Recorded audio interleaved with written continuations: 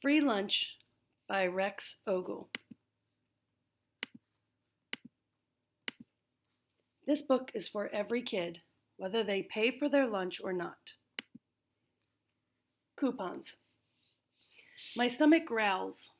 This morning I skipped breakfast, though not 'cause I want to. When Mom steers our old two-door Toyota hatchback into a parking space in front of Kroger, I mumble. I hate grocery shopping. Well, how else are we going to eat, Mom says. Eat what? You never get anything I like. When you get a job and start paying for the groceries yourself, you can buy whatever you want. I can't get a job. I'm a kid. Sounds like your problem, not mine. When Liam goes to the store with his mom, she lets him get anything he wants. Pop-Tarts, toaster strudel, Twix bars, Pringles, whatever. That's because Liam is a spoiled brat and his mom is rich. They aren't rich just because they live in a house. Well, they're richer than us, Mom shouts. She gets out of the car and slams the door. I don't take off my seatbelt. Mom storms around the car and tries to open the door. It takes a second because it has a big dent in the side that catches every time. Metal wrenches against metal when she jerks it open. Get out of the car! Can I get just one thing I want? You can get a whooping if you don't get out of the car this minute. Not budging, I stare straight ahead. My arms cross like a shield.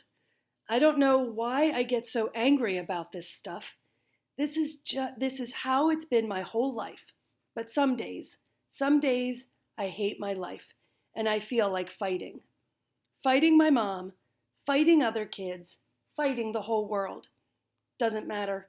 Just something to take the sting out of me being so broke. I'm going to count to 3, Mom growls through gritted teeth. I see her fingers curl into her palms, making fists. 1. Fine, I shout back. I get out of the car and slam the broken door, the metal catching like robot nails on a chalkboard. Usually, I stand my ground, but when Mom gets that red look in her eyes, I know it's better to stop arguing. I pull a shopping cart from the pen. One of the wheels is wonky and spins left and right instead of rolling straight. I consider putting it back, getting a new one, but then I feel bad for it. It's not the cart's fault it messed up. We make our way down one aisle and then another. My mouth is watering. There's aisles full of food, peanut butter, pasta, stuff to make tacos or burgers, all kinds of cereal, practically 1,000 kinds of chips and dips and salsa, then cookies, Chex Mix, beef jerky, fried mozzarella sticks, waffles, Granny Smith apple pies, donuts, dozens of different flavors of ice cream. And I can't get any of it. I know better than to ask for anything. Mom's answer is always no, or no way, or are you crazy? Put it back, it's too expensive. It's crazy to say a bag of potato chips is too expensive. A whole bag costs like $4. That seems like a lot of money, but it can be 10 little meals. That's only like 40 cents each. Now my stomach is really growling and grumbling. I try to ignore it as I push the empty cart behind Mom. This morning we only had enough Cheerios and milk for like half a person. I got up first and I could have eaten it. I didn't though. I saved them for Ford. He's my baby brother and he's only 2, so he needs it more. Mom shoves an open envelope into my hand. Inside is an overdue bill. I ask, "What's this for?" "On the back, stupid," she says. On the back is a grocery list. Mom's tall, loopy, cursive handwriting is hard to read, but it says all the stuff we need. Milk, cereal, bread, that kind of junk. My mom usually sticks to the list, but some days she changes her mind based on the yellow signs for today's special or clearance items. "Look, this ground beef is on sale for $1, she says. The meat is all weird. It is all weird brown, though. I scrunch my face. Raw beef's supposed to be pink. Mom rolls her eyes, throwing it in the cart. It's still good. Just cook it well done. Turning from one aisle to the next, I see the lady with free samples. I leave the cart behind to run over. With a smile, she asks, "Would you like to try a Maplewood sausage?" I grab a toothpick, stabbed mini bite, dip it in the mustard, and shove the whole thing in my mouth. I savor the juicy explosion of flavor, but it's gone too soon. Before the lady can object, I take 2 more. I make sure to smile and say thank you. "Mom, free samples," I point. "It's so good. Can we buy some?" Mom ignores me, too busy digging through her folder of coupons. She spends all day Sunday, every Sunday, cutting coupons out of the newspaper. Then she makes sure we only go grocery shopping on Tuesdays. Tuesdays are double coupon day. "Yes," Mom says in victory. "This coupon is for $2 off. Double that means $4 in savings. Since you're saving $4, can we get a box of mac and cheese?" "No, but it's Ford's favorite." He's a toddler. He doesn't have a favorite anything. When we round the next corner, there's another samples person. This guy has cheese and crackers. But there's a sign that says free. But there's no sign that says free. Trying to be polite, I ask, "Are these free?" He gives me a dirty look. "If you're going to buy some."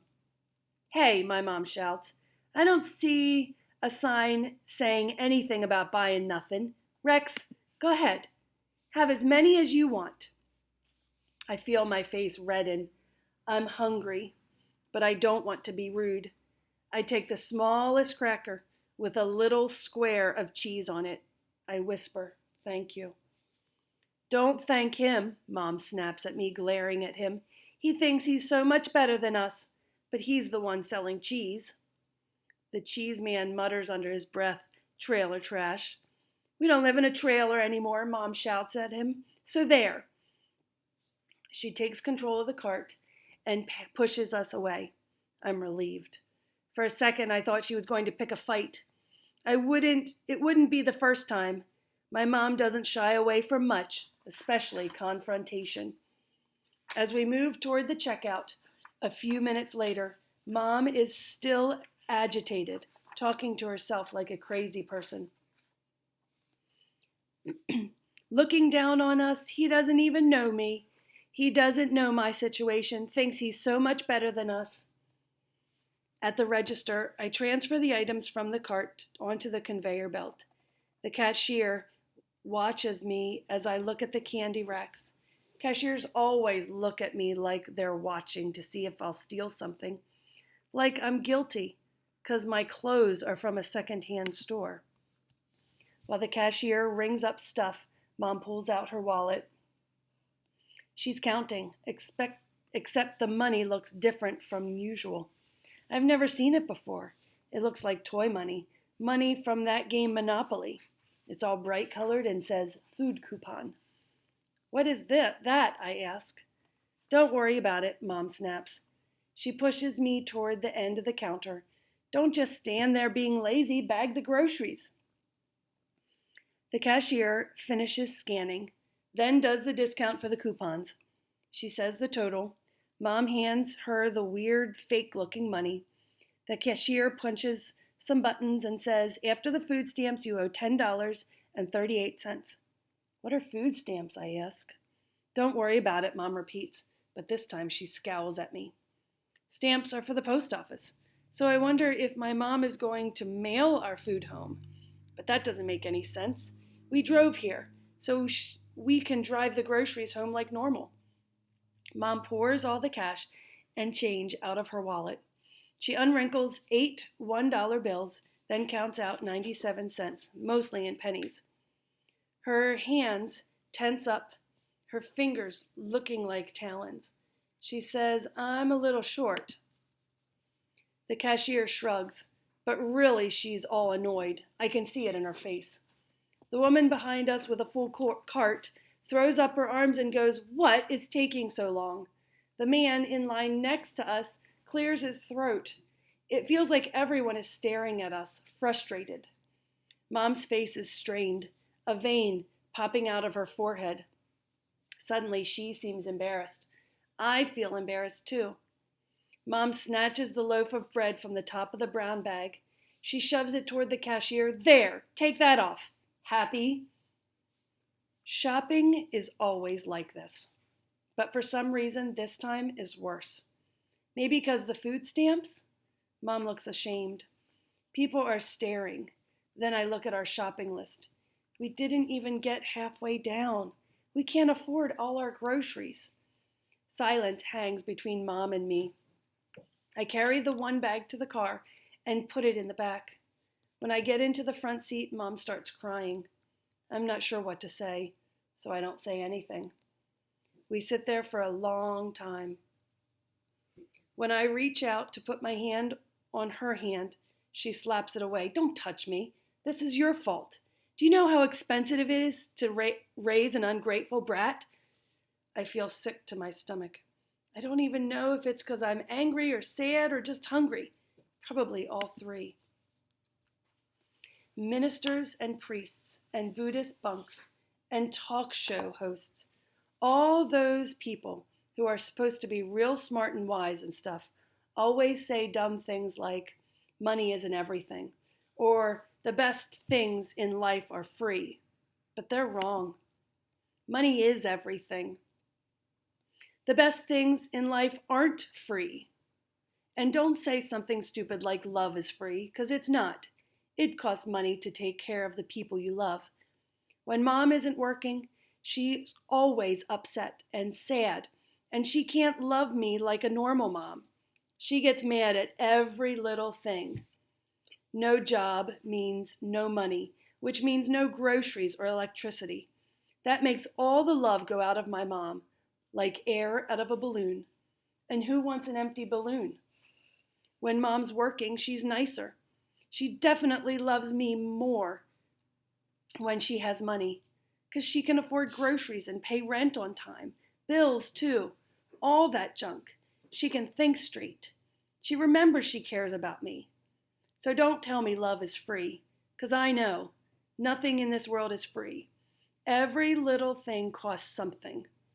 But for some reason, things cost a whole lot more when you're poor.